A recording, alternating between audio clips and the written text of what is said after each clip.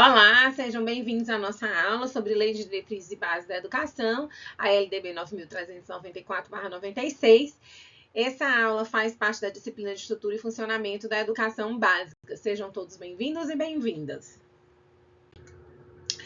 A nossa lei maior da educação é a LDB. Então, dentro dessa nossa lei, nós temos a separação por títulos, tá?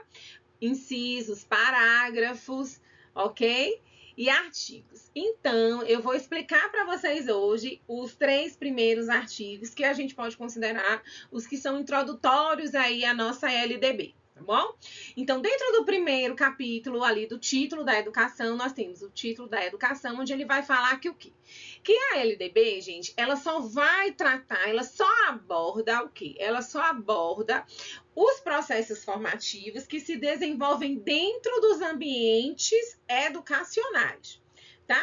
Ambientes educacionais formais, as escolas. Então, não tem como a LDB abarcar todo tipo de instituição, tá? Então, ela vai abarcar as instituições de ensino e de pesquisa, os movimentos sociais, as organizações da sociedade civil, as escolas, mas aquelas outras processos formativos que acontecem, por exemplo, dentro da sua casa, ela não engloba, ela vem trazer uma educação formal. Tá bom? Então, ela vai abarcar essa educação formal. O título 2 são os princípios e fins dessa educação formal. Ela vai primeiro dizer o que é de quem é esta responsabilidade dessa educação formal. Nós vamos ter a responsabilidade da família e nós vamos ter a responsabilidade do Estado. Estado, aí a gente se refere a município, a gente se refere às prefeituras, né, que são os municípios, a gente se refere ao governo do Estado e a gente se refere ao governo federal. Então, essas pessoas devem se unir, tá, para poder proporcionar a educação para as crianças jovens, né? Eles têm que se unir para isso. Onde a gente vai buscar uma escola, um processo, não é uma escola só, né? Mas um processo educacional que seja regido aí nos princípios da liberdade, da solidariedade humana, né? Que quer o desenvolvimento pleno do aluno. A gente vai falar que o aluno ele tem que ser desenvolvido de uma forma plena. Okay? Então, não é uma forma só que a gente vai parar para pensar só mais na educação, sem esquecer das outras competências que muitas vezes estão envolvidas e que interferem diretamente na escola. E aí, dentro do artigo 3, eles vão trazer alguns dos princípios que regem aí essa nossa educação. Primeiro, igualdade de condições para acesso e permanência na escola. Então, hoje, uma das grandes dificuldades que a gente tem dentro da escola é que muitas vezes o aluno consegue até acessar a escola, mas ele não consegue permanecer. Por isso surgem aí as políticas públicas de permanência da escola. No caso do IFE, vamos dar um exemplo. Quais são as políticas? O setor de assistência estudantil, quando ele lança aqueles editais, edital de auxílio para transporte, edital de auxílio à alimentação, são editais que tentam proporcionar para que o aluno consiga permanecer na escola.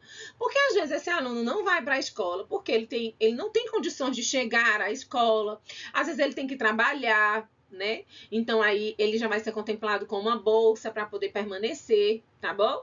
Então, quando ele diz assim, igualdade de condições, é que todos vão ter que ter as mesmas, o mesmo tipo de acesso, o mesmo tipo de tentar permanecer dentro da escola.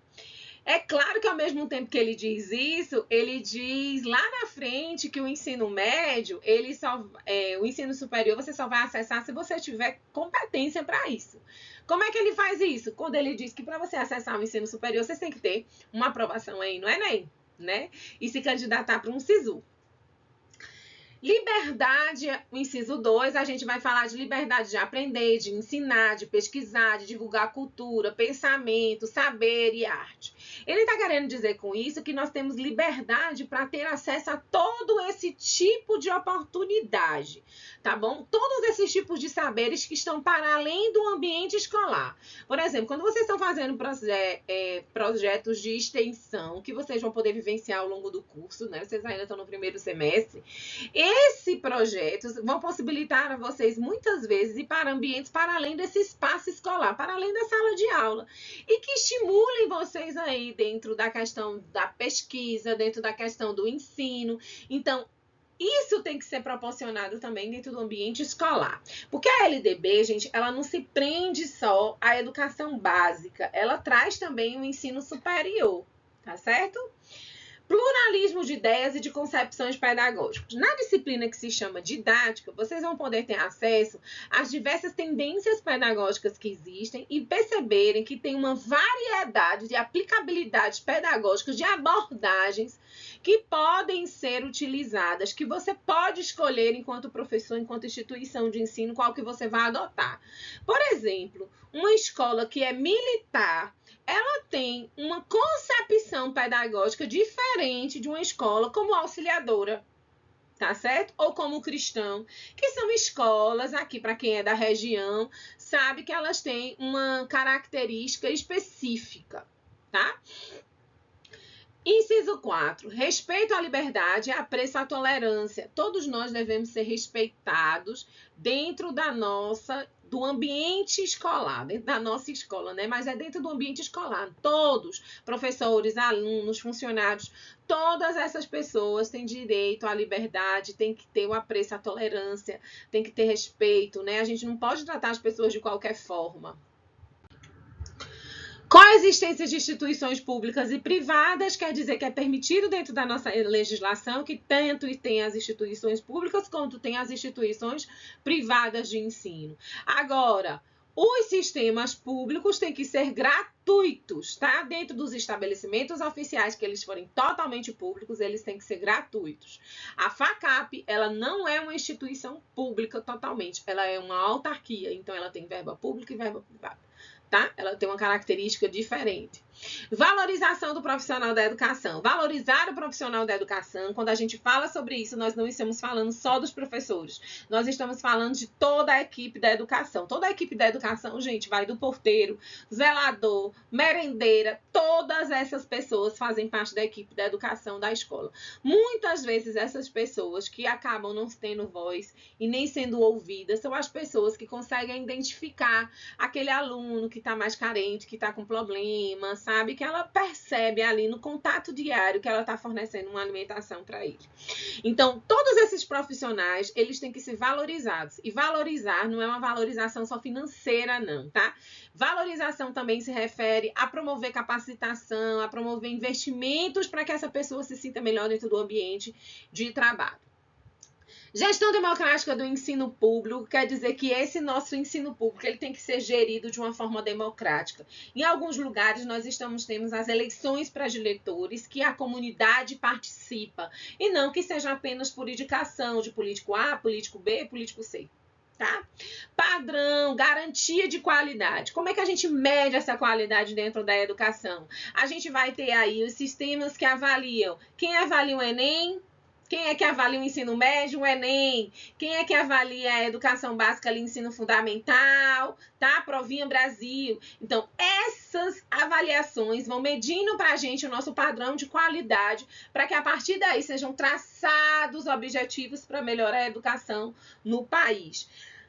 Valorização da experiência extraclasse. Valorizar a experiência extraclasse quer dizer o quê? Quer dizer que aquele aluno que muitas vezes pode ser um trabalhador, ele tem que ter a valorização da experiência que ele traz. Então, essas vivências que você conquista para fora do ambiente escolar, ou quando você chega dentro do ambiente escolar, ela tem que ser valorizada.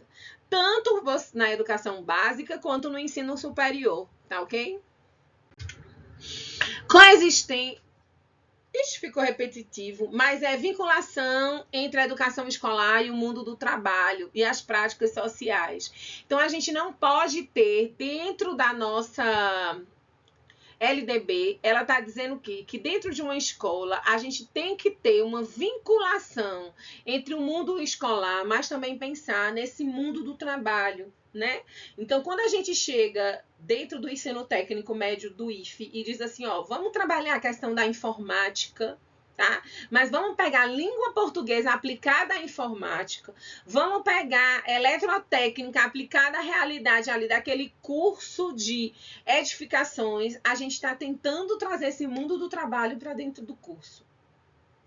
Consideração com a diversidade étnico-racial é a valorização dos nossos antepassados, é uma correção histórico-social e política que a gente teve relacionada a fatos históricos que é conhecimento de todos, principalmente relacionados à questão da escravidão. Então, a gente tem que valorizar essa diversidade nossa do país de étnico-racial. Garantia do direito à educação e à aprendizagem ao longo da vida. Então, a educação, ela acontece não só em um determinado momento, ela acontece em toda a nossa vida. Por isso que a LDB ela vai trazer da educação infantil até a pós-graduação, porque é um caminhar, é um trilhar. Você começa a estudar, gente, mas você acaba não parando.